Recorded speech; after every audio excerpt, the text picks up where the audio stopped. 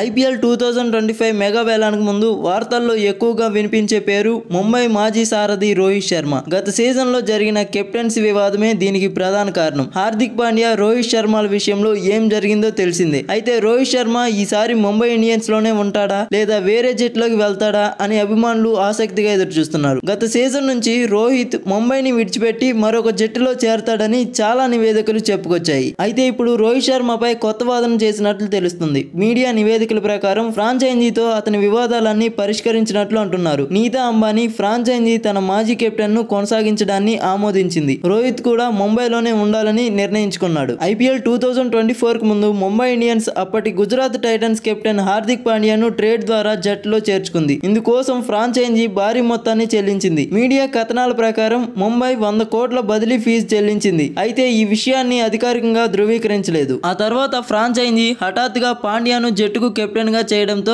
అభిమానులు తీవ్ర ఆగ్రహం వ్యక్తం చేశారు. ఇక్కడి నుంచే రోహిత్ విషయంలో సమస్య కూడా మొదలైంది. అయితే తాజా నివేదికలో వివాదాలన్నీ పరిష్కారమయ్యాయని పేర్కొంది. ముంబై కుటుంబంలో రోహిత్ శర్మ ముఖ్యమైన సభ్యుడిగా ఉన్నాడని, అతన్ని నిలబెట్టుకోవడానికి తాము సిద్ధంగా ఉన్నామని ముంబై తెలిపింది. రోహిత్ శర్మ 2013లో ముంబై ఇండియన్స్ కు కెప్టెన్సీని అందుకున్నాడు. కెప్టెన్ అయిన వెంటనే జట్టు ట్రోఫీని కైవసం చేసుకున్నాడు. ఆ తర్వాత అతను 2015, 2017, 2019, 2020లో కూడా అతను ముంబైని ఐపీఎల్ ఛాంపియన్ గా చేశాడు. అయితే అతను మళ్ళీ తదుపరి 3 సంవత్సరాల పాటు ఐపీఎల్ ట్రోఫీని గెలుచుకోవడంలో విఫలమయ్యాడు. ఆ తర్వాత అతను తన కెప్టెన్సీని కోల్పోయాడు. రోహిత్ శర్మ 2022లో టీమిండియా కెప్టెన్సీని పొందాడు. ఆ తర్వాత టీమిండియా వరల్డ్ కప్, ఛాంపియన్షిప్, 2023 ఓఐడి ప్రపంచ కప్ లో ఫైనల్స్ ఆడింది. 2024 టీ20 ప్రపంచ కప్ ను కైవసం చేసుకుంది. ఈ భారీ విజయం తర్వాత ముంబై అతన్ని కొనసాగించవచ్చు, కానీ తదుపరి సీజన్ లో అతన్ని కెప్టెన్ గా చేయదని ఇప్పుడు వాదనలు వినిపిస్తున్నాయి. హార్దిక్ పాండ్యా మాత్రమే జట్టుకు నాయకత్వం వహిస్తాడు.